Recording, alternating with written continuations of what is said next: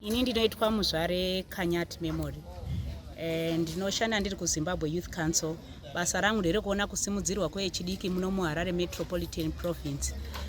Kunyanya zvikuru tichiona kuti wapiwa here ruzivo maererano nezvese zvine chekuita nebudiriro. Tine Vechidiki vatodaidzaiwo kuti vari muzvikoro ma-in-school youth neutungamiriri hwavo wese muno muChitungwiza. Saka tasangana pano paSeke High 1 kuti tionesane tikurukurirane nenyaya yekubva zera kuyaruka kweVechidiki.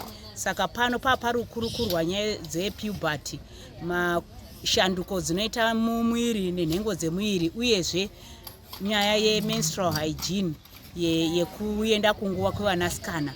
Tatine vanotibatsira vatinojidzana navo ma-development partners akasiyana-siyana. Tatine Shamwari Yemwanasikana, tatine Zimbabwe Republic Police, takakoka zvekare vemachechi vanga varipowo zvekare vachitibatsira. Saka muzuva ranhasi pava nekukurukurirana. Tatine utungamiri hwevechidiki hwema-in-school youth, majunior councillors, majunior parliamentarians, akamirirwa najunior mayor weChitungwiza Denzel.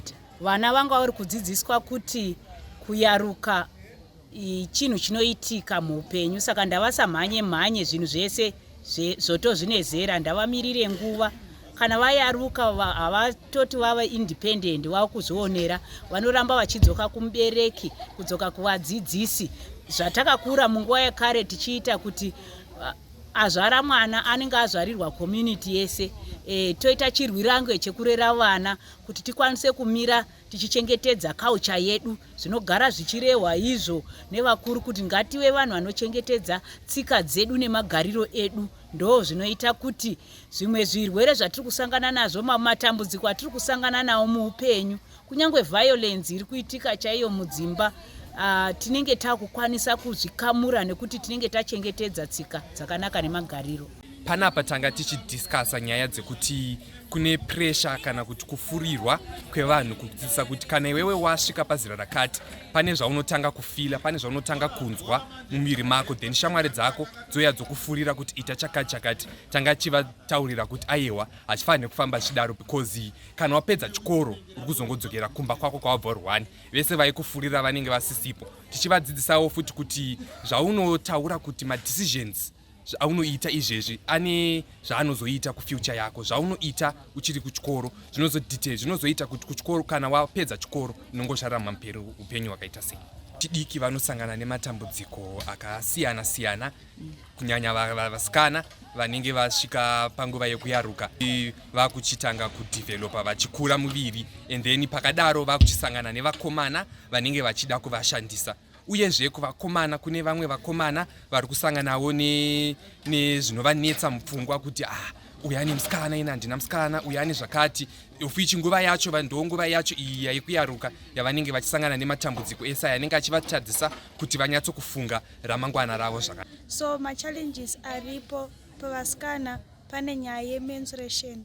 Vasikana vari kufesa challenge yekuti kuzvikoro kwavari mwana anokwanisa kuspoila pauniform yake, then toona kuti vanakomana havari kutanga kumuseka instead yekuti vamukwanise kumubatsira. So tachikumbirawo muzvikoro vaite malessons ekudzidzisa vanasikana nevanakomana about nyaya dzemenstruation, because ihazvanzi nehazvanzi.